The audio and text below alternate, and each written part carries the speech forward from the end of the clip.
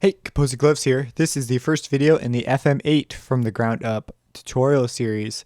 By the end of this series, you should comprehensively know how to create a sound in FM8. You should know what everything does to some extent, and you should be able to be directionally creative, meaning if something goes wrong that you don't want to go on, you should at least have some sort of an idea of where to go and tinker so that you can change it to be the sound that you desire. So this first video is about what FM8 is. FM8 is a frequency modulation engine, but it's also much more than that. It kind of blew me away with how much they fit in here. It can frequency modulate other sounds, pretty much any sound, as long as you can route it into FM8. It's also an effects module, and they've got a pretty unique arpeggiator right here. And they also have this incredible option to morph between preset sounds. And that's really cool, as well as the incredibly powerful FM8 engine, which also involves all sorts of, it has a noise oscillator, it has a filter. If you don't know what I'm talking about, don't worry, we're going to answer these questions as we go through the series. You can also add feedback loops, which is pretty cool. And so I've always kind of just been a Citrus guy. It's another really popular FM plugin. But as I've dug into FM8, I found things that are unique to FM8 that are really pretty cool. Some of it being the way it can just take anything and frequency modulate it. That is cool.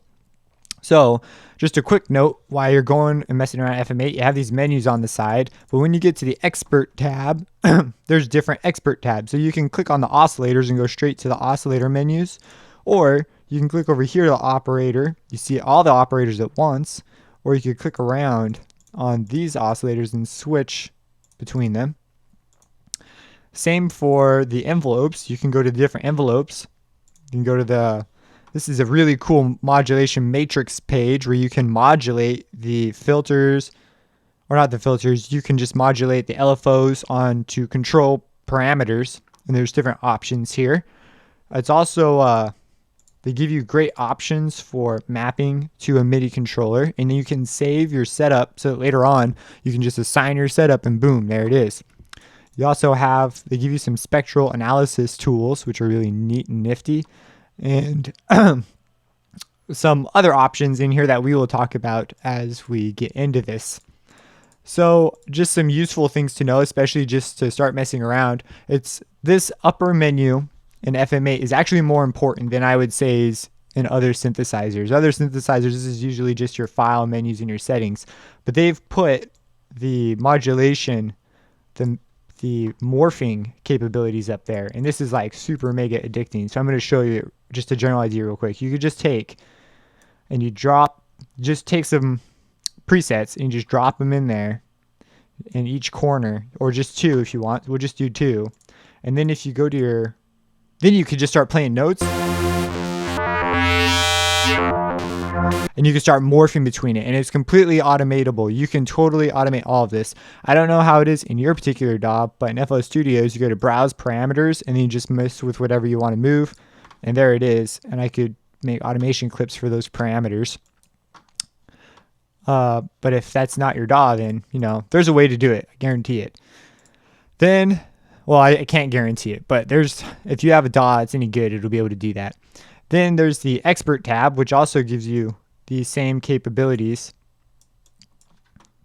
But yeah, this is just phenomenal. And if you move this dot around, you can also move these sliders around, and it will take parts of the timbre. Technically, this moves timbre around. It doesn't move the actual preset. So yeah, really cool. You'll also notice that they have a harmonic analyzer up here, and there's also one down here where it says spect, that's spectrum. This is not like a spectrograph like you'd expect. These are the harmonics in your overtone series. So if you have just one tone, it's going to be hanging around the one. This doesn't behave like a regular graph. And this graph is shown, I believe, to show two passages of your waveform. On a sine wave at C, it does that, but I'm sure it changes because the whole pitch thing being shorter and longer. So, but this shows you your waveform, and I like this graph for the reason that it stays still. It doesn't move around. I have a graph that moves, so I'm totally happy with one that stays still. That way I can see exactly what my shape looks like, which is pretty nice. And that's pretty much it. Go ahead and mess around with the presets. You can accomplish a ton with FM synthesis. It's one of the most versatile types of synthesis there are. And yeah, I totally encourage you to mess with the morphing knob. And as we get going, we're going to be explaining what all these different things do. Another neat thing about the operators is if you go to one, you have this thing going on. Now this is your attack, sustain, release envelope, and they've gone about it a very unique way. We're going to talk about it at length, but essentially this can also be, like in Massive, it can be a performer tab. So you can tell your volume to turn on and off and follow this envelope. So you can create these really interesting sequences, and it's really cool. Like, yeah, this is an awesome plugin. I'm excited to dig into it and share this knowledge with you. If you like these videos, subscribe, especially if you want to see the rest of the series, and have a blessed day.